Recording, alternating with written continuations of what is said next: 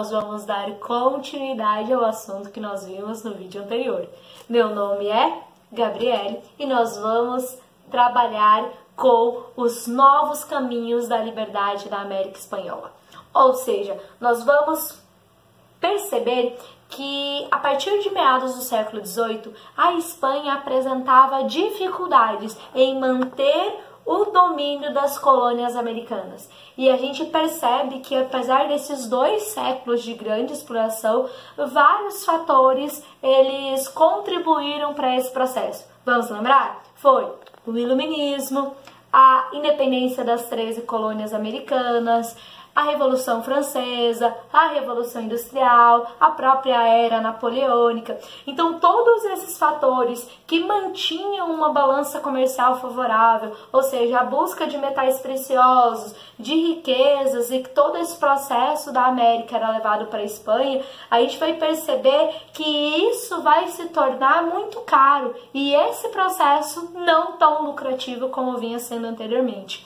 E a Espanha, devido à sua proximidade com a Inglaterra, ela vai passar para eles alguns tipos de privilégios. Ou seja, para manter essa boa relação, ela vai estabelecer alguns critérios. Que critérios são esses? Primeiro, ela vai dar o direito de vender os seus produtos diretamente a algumas das regiões coloniais para a Inglaterra e de abastecer essas regiões com a mão de obra escrava. Ou seja, nós podemos perceber aí que o pacto colonial ele vai se tornar o quê? Mais frouxo. Só que a ideia de independência, a gente vai perceber que ela não é vista da mesma forma. Ou seja, nós vamos ter propostas diferentes de resistência. Mas para entendermos isso, nós vamos precisar relembrar como se dividia a sociedade colonial na América Espanhola. E ela era dividida em 3 grupos. Vamos lá? Primeiro, eu tenho os chapetones. Eles faziam parte da elite, os altos cargos públicos e eclesiásticos, eles eram dominados por eles. Em segundo lugar, eu tenho os crioulos. Quando eles ocupavam cargos administrativos, eles ocupavam os cabildos. Você lembra do que é? Um minutinho depois, é isso mesmo. Os cabildos eram as instituições que representavam os centros administrativos coloniais locais na América Espanhola. E quando eles ocupavam esses cargos, eles tinham a ideia de resolver os problemas econômicos, sociais que existiam na colônia.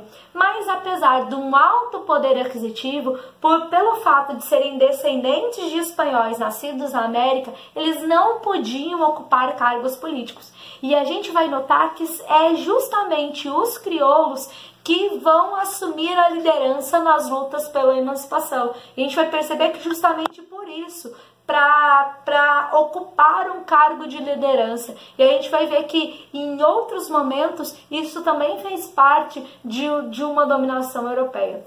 No terceiro grupo nós vamos ter quem? Os indígenas e os negros. Ou seja, eles eram as camadas exploradas, eles trabalhavam nas fazendas, nas minas de exploração, faziam um trabalho servil e um trabalho escravo.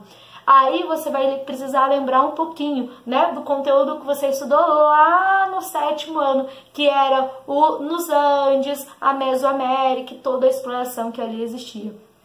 Quando a gente fala em liderança e em história, a gente percebe a necessidade historicamente de se criar a figura do herói, né? Até hoje nós percebemos, e aí se você pode fazer um link, e aí fica aí para sua reflexão e sem citar nomes, que a gente busca heróis na nossa história. E a nossa política, ela é apresentada com pessoas que vão resolver todos os problemas que estão colocados ali. E a gente até coloca isso, e muitas vezes historicamente, colocou como líderes messiânicos, e nós tivemos essa ideia, né? E tanto de uma figura de direita como uma figura de esquerda, e com certeza você deve ter pensado nomes aí políticos disso, assumem liderança.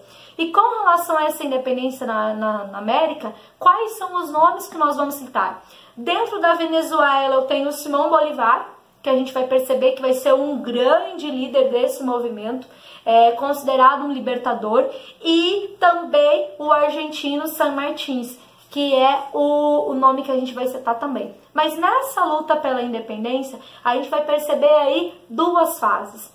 A primeira fase, de 1808 a 1810, que são as insatisfações dos crioulos, lembrando bem que a Espanha ficava sob o domínio dos franceses, e os exércitos eles percebiam que talvez indicar a separação total da metrópole, e que por razões esse conflito acabou se tornando inevitável.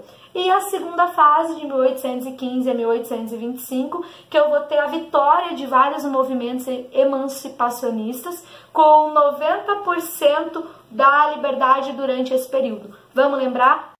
Vamos lembrar que o Brasil se tornou independente neste período, em 1822, assunto que nós vamos ver aí nos próximos capítulos e nas videoaulas. E se destacando nesse processo, nós vamos ter o Haiti e o México. O Haiti, porque ele mesclou uma luta emancipacionista com uma luta abolicionista, ou seja, a liberdade para a nação e também liberdade da mão de obra escrava. E no México a gente vai ter aí uma luta em que vai ser presente as camadas populares, a população pobre e predominantemente indígena. Com essas lideranças populares, a gente vai ter duas figuras importantes: o padre Miguel Hidalgo e o padre José Maria Morelos. O primeiro ele vai iniciar a revolta, mobilizando um grande número de indígenas, mestiços, e ele vai defender a abolição da escravidão negra e o fim dos tributos, dos impostos indígenas, e Morelos a distribuição de terras. A gente vai ver que eles vão carregar como principal estandarte aí a padroeira Nossa Senhora de Guadalupe, e os dois eles vão ser aí, Fidalgo foi preso em 1811 e Morelos assassinado 4 anos depois, líderes do movimento sufocados. E aí quem vai atuar como líder vai ser o militar Vicente Guerreiros, que com ele que o processo vai se efetivar, porque Agustín Iturbide ele vai ser designado pelo governo espanhol para deter o processo de independência. Eles vão fazer um acordo, ele vai assumir o processo, e nesse mesmo ano, como eu já mencionei, o Brasil se torna independente. Agustín ele se torna imperador mexicano, mas tem uma reação por parte dos republicanos, e eles vão promover a derrubada dele. E a história, meses depois do seu fuzilamento, e a história mexicana ela vai passar por longas ditaduras de um conservadorismo de direita, né, apoiado pelos Estados Unidos, com curtos períodos de republicanos, ou seja, e de esquerda. Nós podemos perceber que os conflitos da história contemporânea não se deu apenas pela Europa, mas também pela América. E você pode aí fazer paralelos com a nossa história política. Um beijo, espero que vocês tenham gostado, auxiliado aí nas suas dúvidas. Tchauzinho, até a próxima!